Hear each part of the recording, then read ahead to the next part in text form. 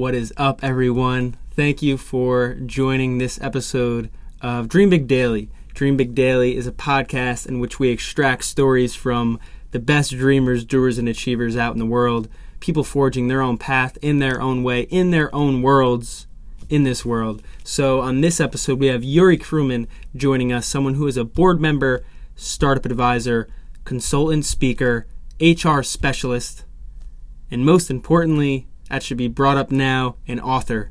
5 times, written 5 books, and the most recent of which is a lot of what we talk about in this episode, in which he brings up, but a newly released one in which he talks about the mind, body, soul, and much more, all encapsulating his experience and work with helping organizations and companies and brands. But it's so fascinating because it comes down to a self level. It should affect you both on a team sphere, but also a self sphere. And it's truly an alignment of improve yourself, impact lives, a slogan we live by at Dream Big & Co. But Yuri is someone, since I started researching him, has had such a pull on me because he comes as an immigrant from Russia at the age of 9 years old to then move to Kentucky. Okay, 2 completely different worlds, seriously, and 2 completely different cultures, but then working several different jobs, ending up at UPenn, graduating within the same class as Ivanka Trump, and then going on to do many different things in the legal realm, but then ending up at HR and organizational management and behavior, in which he's really excelling. He is someone you can always go to if your mind is saying, how can I make my organization better? How can I make myself better? He's had so much experience, and we get into all of that. There's many things I'm not touching on now, but it would be a long intro if I did so. So with all that to be said and all that aside, enjoy this episode with Yuri Kruman, as I know you will.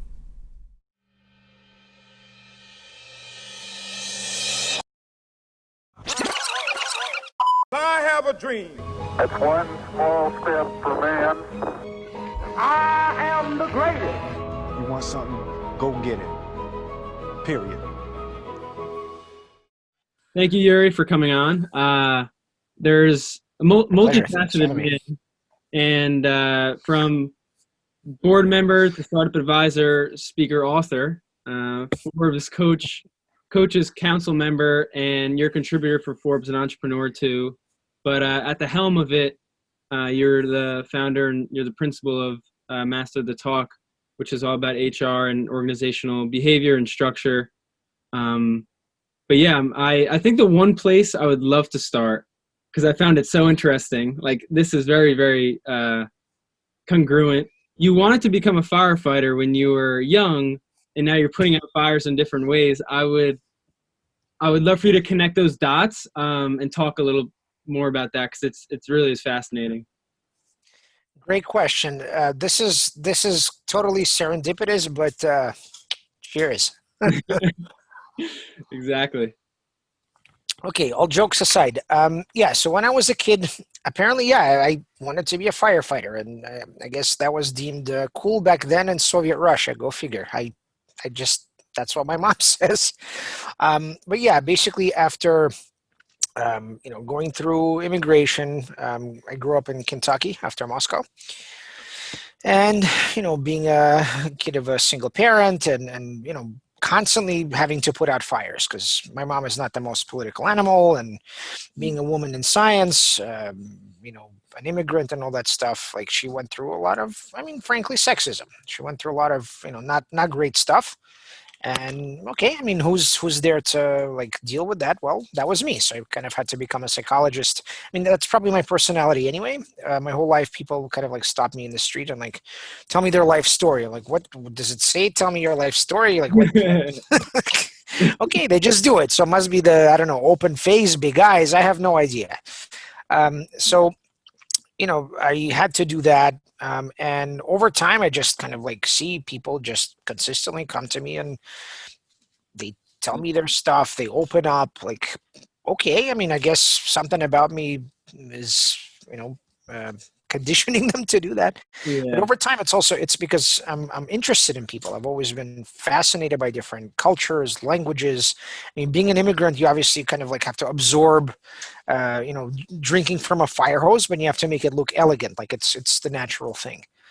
And growing up, my mom is a scientist, so science was this constant thing. But you know, she also taught me all about art and film, and I mean, economics, linguistics. Like it was always this crazy, set of things. So I'm always like drinking from a fire hose, and that's how I've always liked it. So that's kind of like that side of being a firefighter. But the other part is just I have to deal with a lot of stuff because I'm my mom's biggest helper, and I'm like 9 years old when we show up in Kentucky.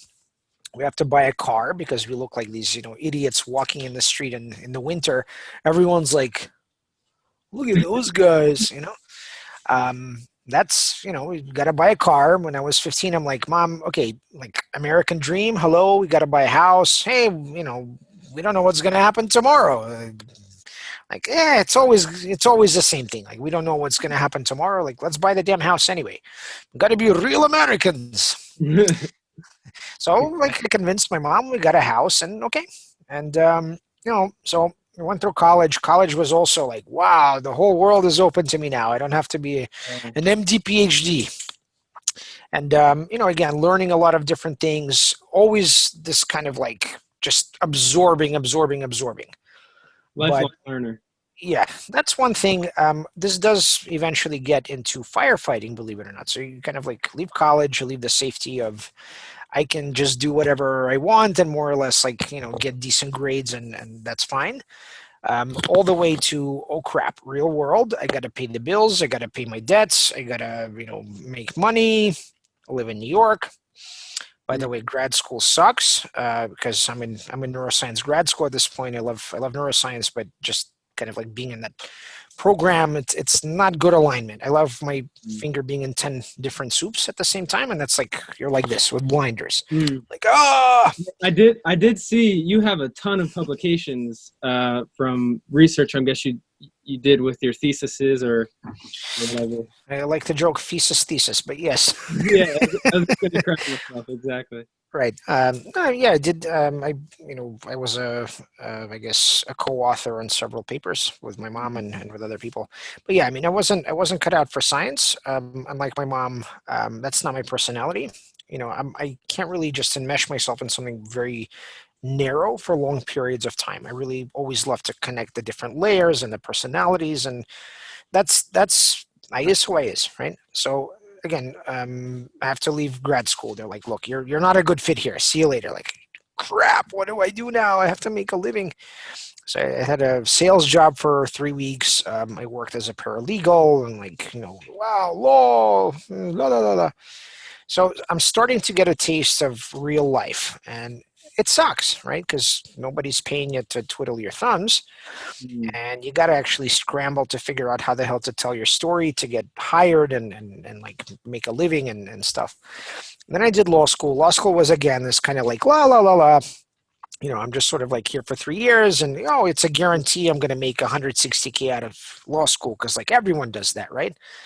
No, you moron. No, of course not, right? Not to mention, I graduated in 2009, Great Recession, and like there were no jobs. And here I am with literally $250,000 in law school debt, and I'm like, what do I do now?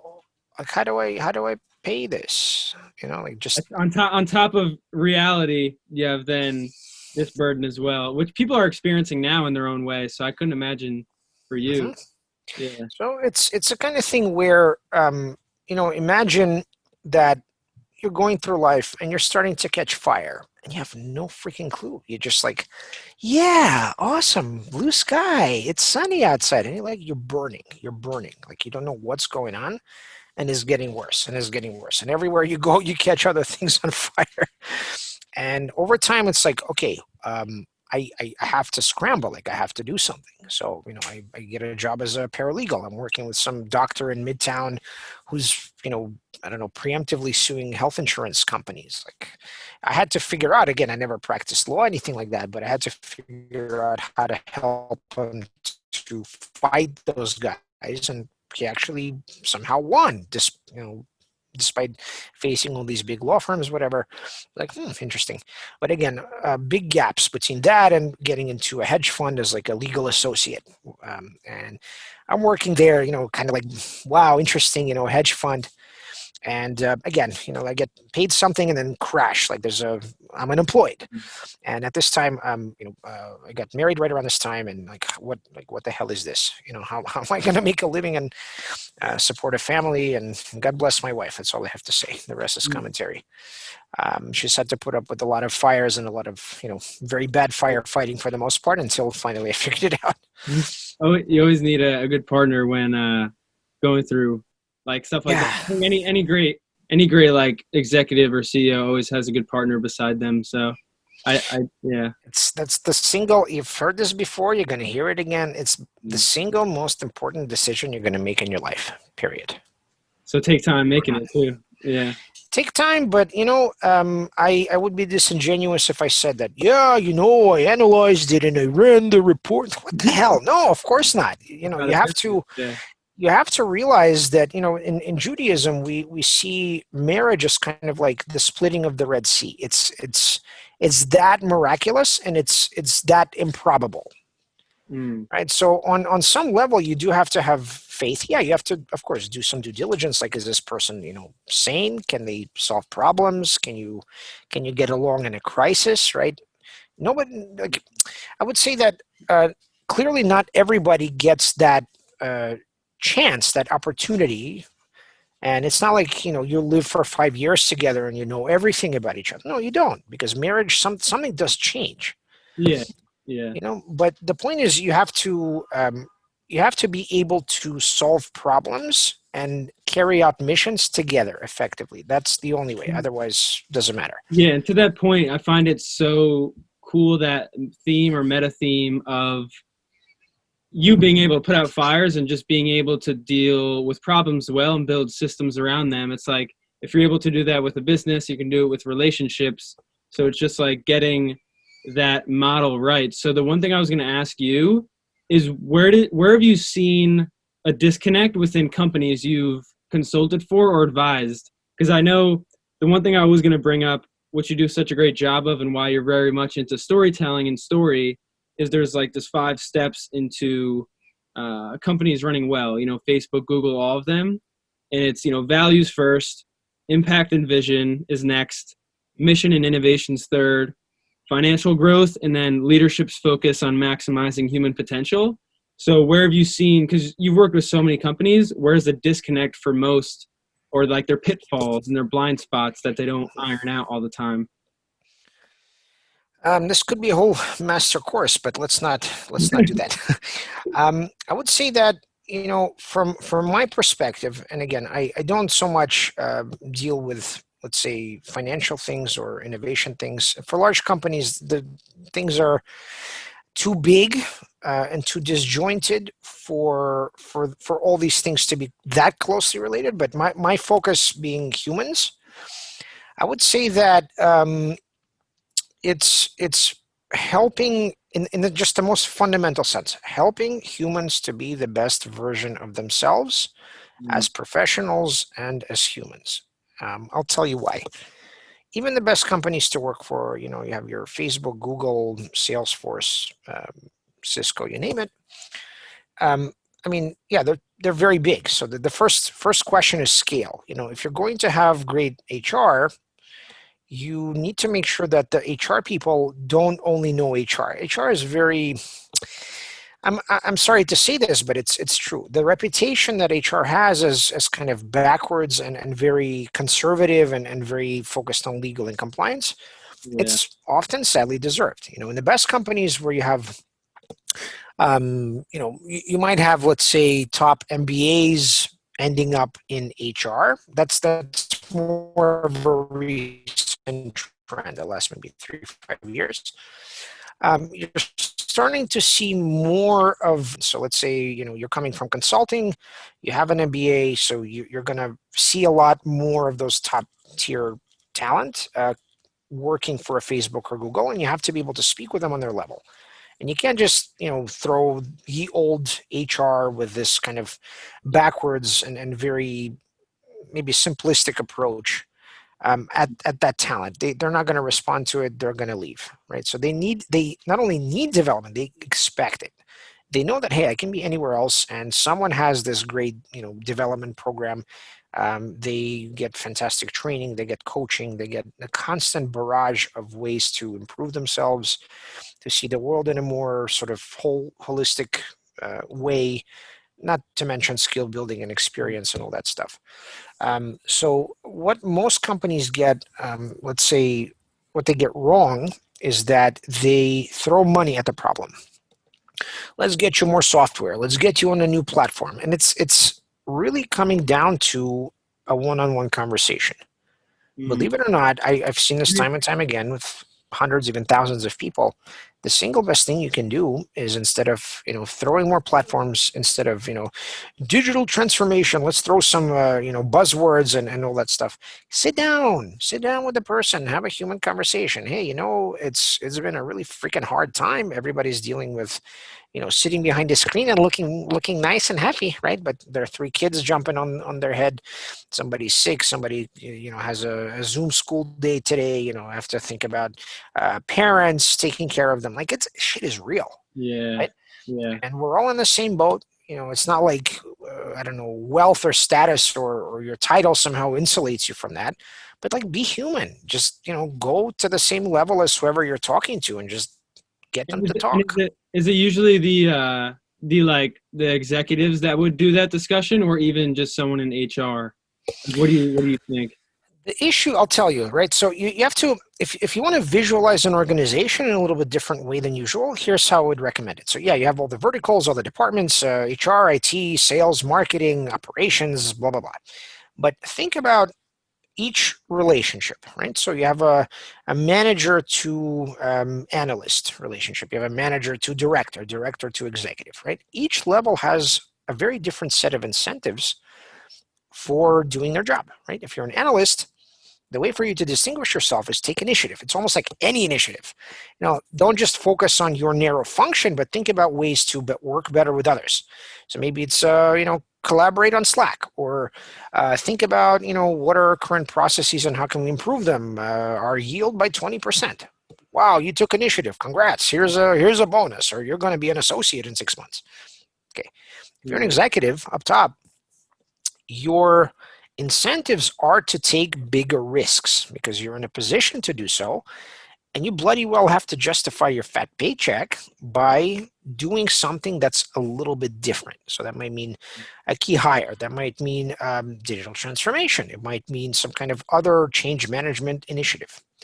But you got to play bigger once you're up top. And then you think about middle management. What's that all about? Well, your strict purview is to keep the status quo. Make sure things don't break, right? Make sure the trains run on time. So if you think about things in that way, the way that the executives relate to middle management, right? There's a certain language, there's a certain psychology associated from the top down and from the bottom up. And the job of the executive, just, it's the same, from the top down. Every time it's manage that relationship and keep it human, get vulnerable, make sure that you get a good read on that person. Because if you don't get a good read on that person, guess what? They're going to wash out. They're going to go somewhere else.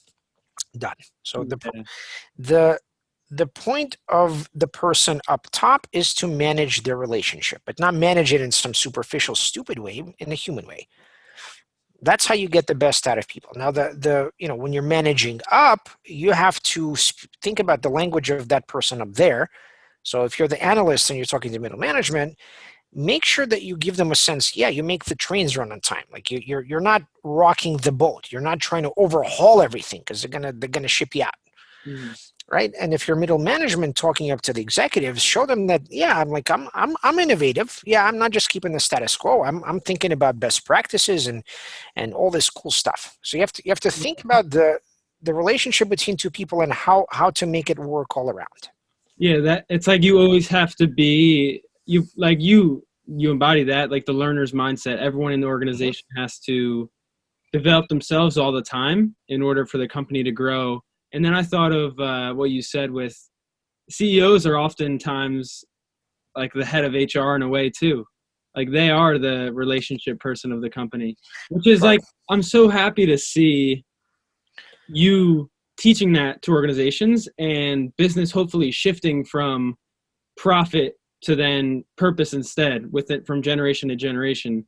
I don't know why they got lopsided, and maybe you can, why, but hopefully with the better mindset of like empathy and character and those leadership tactics you alluded to, that can sort of bleed into the new way companies run. I'm going to go deeper here. I'm going to go a little bit beyond the kumbaya level.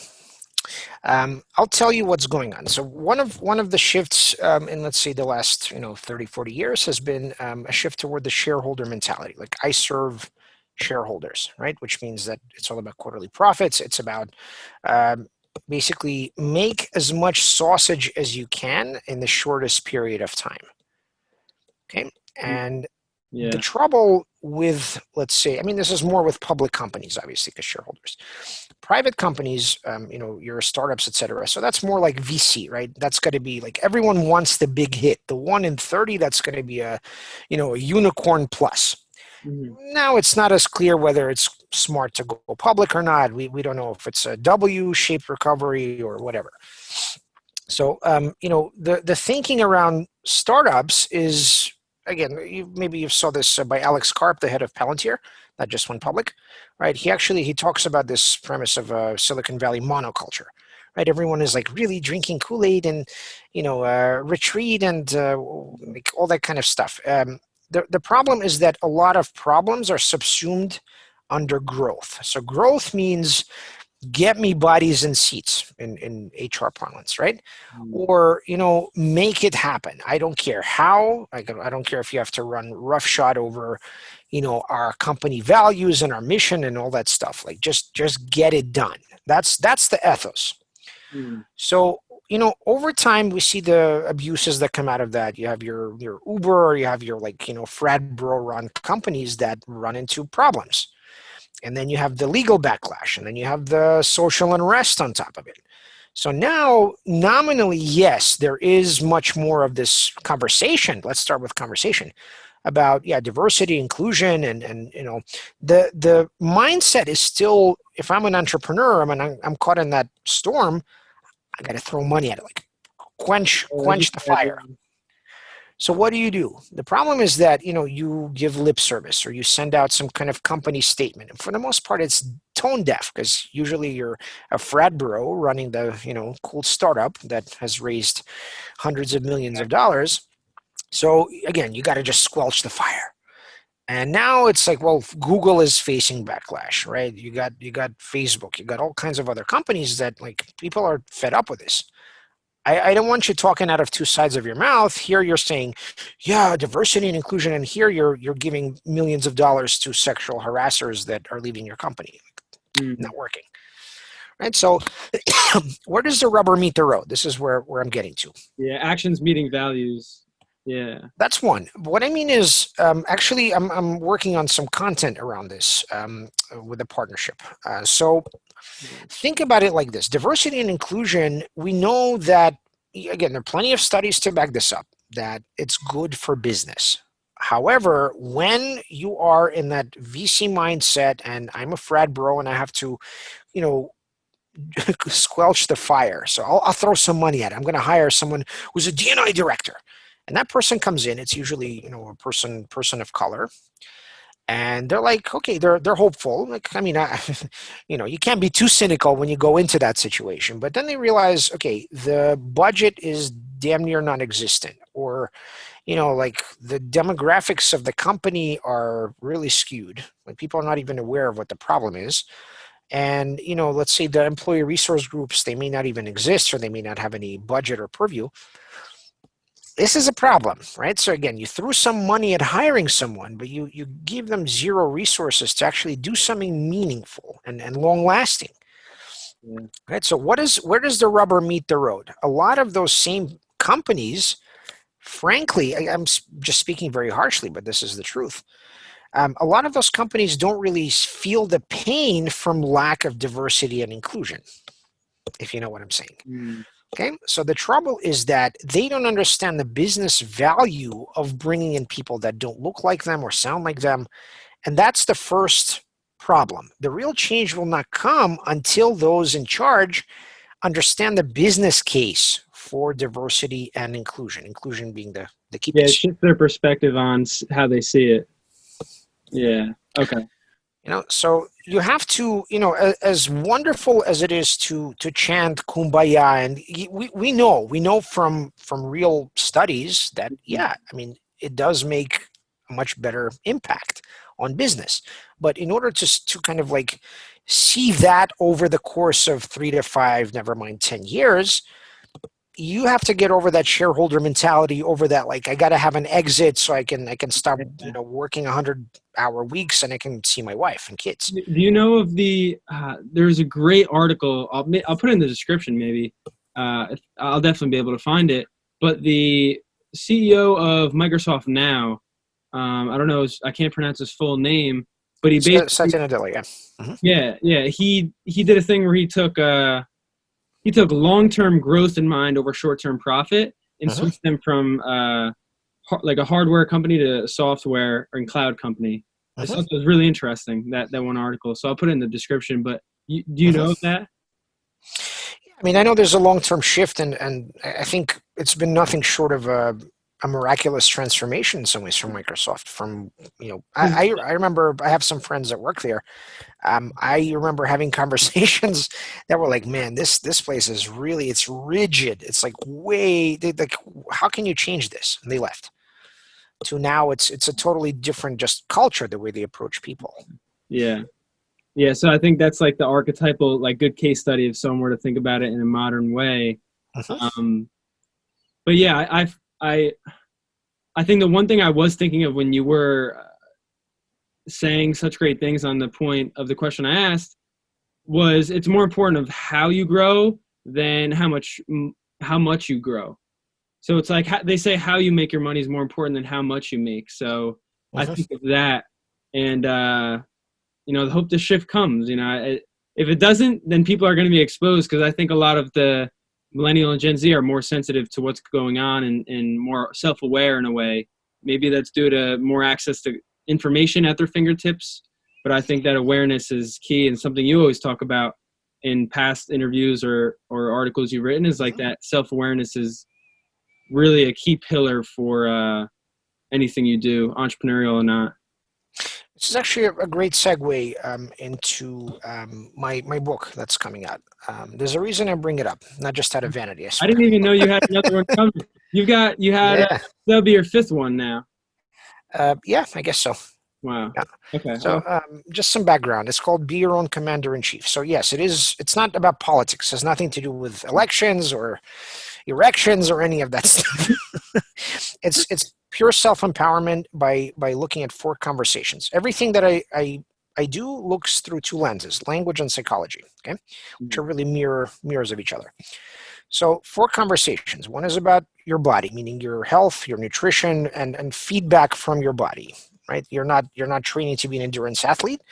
Looking through things in an 80-20 perspective, you just have to set things up so that you're getting enough sleep and doing whatever you need to regularly enter a higher cognitive state, okay, number 1. Number 2, your mental models. What is your worldview? How do you look at yourself, other people, God in the universe, whatever? Meaning your biases, your notions, how you make decisions, how you process information, how you manage expectations, time, all these kinds of things. Mental models is something I've been dabbling in more. So fascinating. Yep. There's that plus life skills. This is ironically, right? I went to school, undergrad. I came out with 0 life skills. I had no clue how to manage my life, my career, my business, my finances. 0, nothing, nada. Smart guy, blah, blah, blah. Okay, so I had to learn all that. And life was very harsh while I was learning it. So that's number 2. Number 3 is, how do you deal with other people, right? So that's an ongoing conversation. And in that conversation, you have to figure out, okay, this is my boss, my employee, my advisor, investor, my wife, my kids, my parents, whatever. How do I get value to them in that conversation? Not value in the sense of necessarily monetary or ROI, but the person needs something. Do they need me to listen? Do they need me to acknowledge? Do they need me to do something based on our conversation? Like just being aware and then doing some kind of action through it. And the opposite, like the flip side, what do I need from this conversation? Right? Do I need acknowledgement? Do I need some kind of action? And managing each of those conversations just as you would at work. But of course, if it's personal, then it's a little bit different. But the same idea, right? As a coach, I teach people how to manage conversations and to leverage them for their business, life, career, whatever it is. Yeah. And the fourth piece, this is one that I would say is largely either ignored or not really discussed in a real meaningful sense. It's a conversation with God or the universe, whatever your framework may be. Okay. And that's asking questions like, okay, why do I have to suffer? Or why did you put me here in this moment, this place with these people? What am I meant to learn? God or, universe or whatever, right? And that's in some ways the capstone for the other three. So yeah, you can take great care of your health. You can have all these coaches and helpers and whatever to help you with your mental models. You can be this amazing, almost psychopathically good at other dealing with other people. But if you're missing that fourth piece, or again, if you have two or three, but not the fourth, you can't really fly. Imagine you're a drone and the drone has 4 propellers.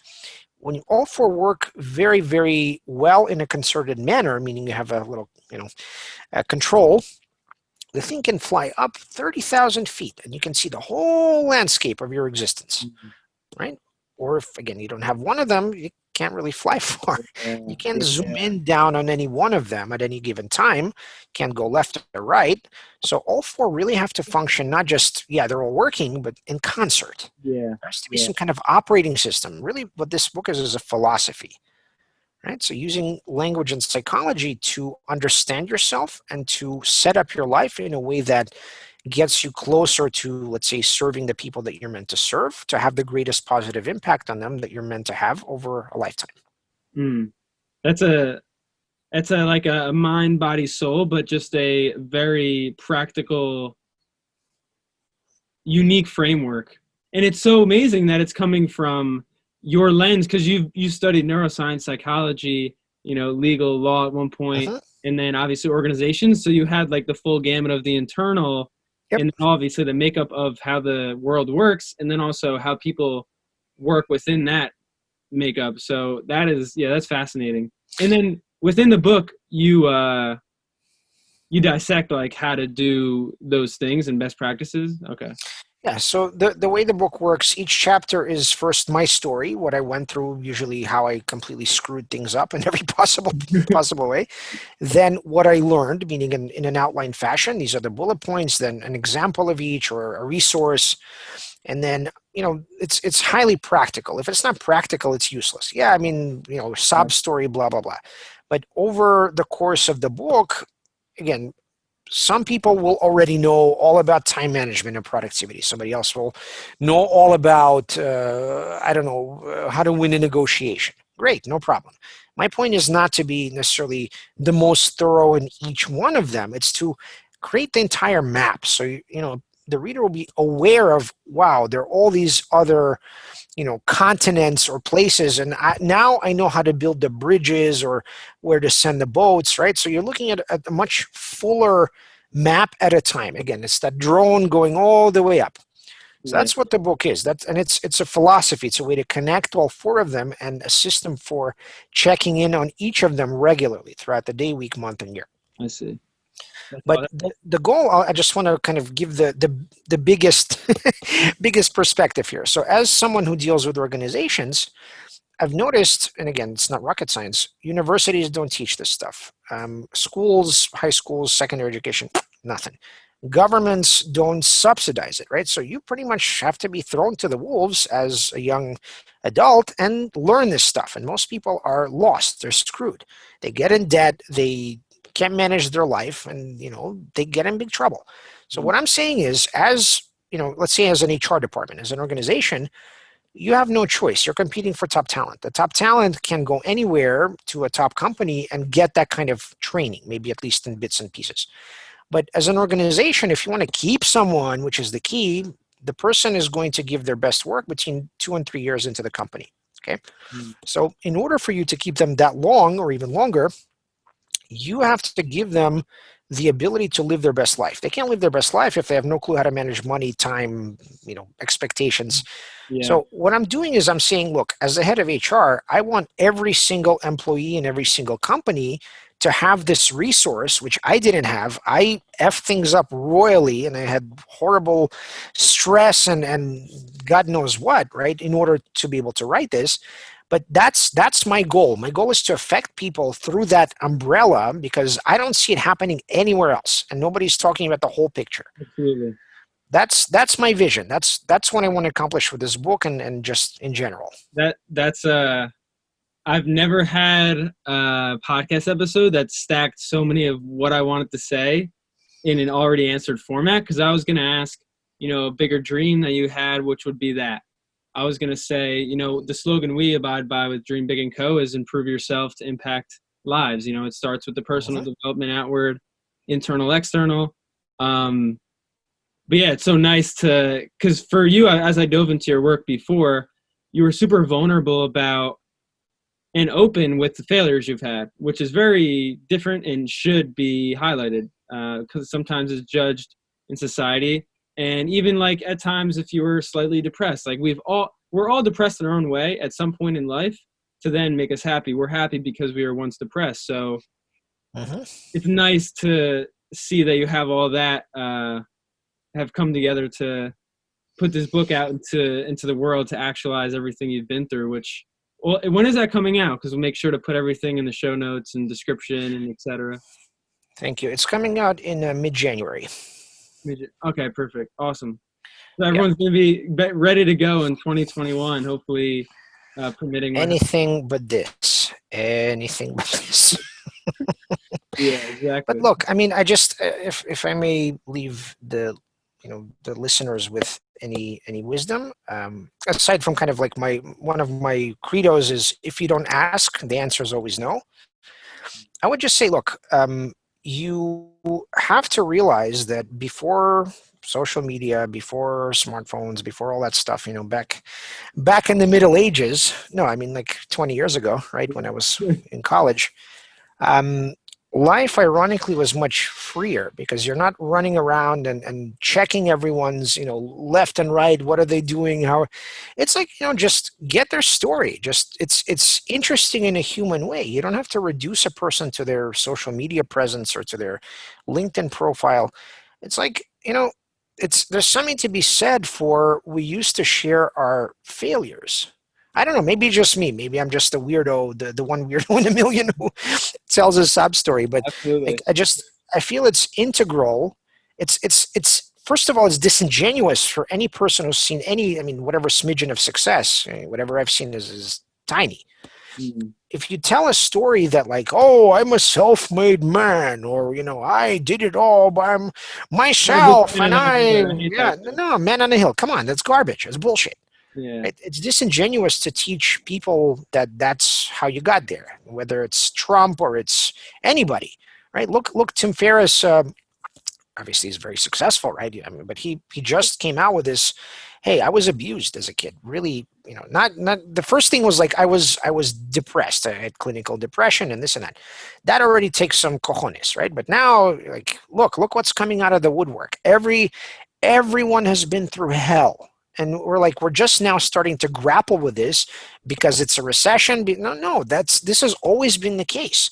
All the most brilliant people went through hell, but guess what? Everybody else did too. They just may not have found a way to verbalize it or get their message out to the world. So everyone's suffering. Let's just cut the bullshit. And then what have you done to get, not to like get over it, but to deal with it, to cope with it, to improve your life, to help improve the lives of others? That's what really matters. It's just that, a very small percentage of those people swim out to, I'm famous, who cares? Like, just, find the way to be the best version of yourself and great things will happen. It doesn't mean that fame is great. It doesn't mean that it'll be a ton of money, but you'll feel like you're in the right place where you're supposed to be with the right people and living your best life and serving the people that you're meant to serve. That's a rich life. Exactly. That's like the inner wealth that you need. Yeah, I mean, you need to make money to live and support your ambitions. But if you don't have those other things, money and fame and whatever, they're not going to replace it. They're only going to make it worse and amplify it. Exactly. I will definitely leave it there because a lot of what you just said was well articulated, and for one, I appreciate you coming on, but we'll make sure to get the book, talking about it, and let people know about it. But cheers to that, and until we talk again, appreciate it. Thank you very much, Anthony. It's a pleasure.